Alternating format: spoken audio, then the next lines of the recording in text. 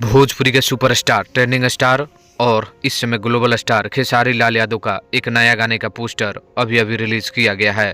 तो चलिए full detail आप लोगों को बताते हैं। नमस्कार, मैं रविंद्र और आप सभी देख रहे हैं रविंद्र टाइम्स। देखिए, भोजपुरी के हिट मशीन खेसारी लाल यादव का एक गाना जिसका नाम रखा गया है रुमलिया, इस गाने को आप सभी के बीच रिलीज किया जाना है। हाँ, इस गाने के बारे में थोड़ी सी आप लोगों को बता दें तो बहुत ही शानदार गाना होने वाला है, जबरदस्त गाना होने वाला है और सुनकर आप लोगों को मजा आने वाला है।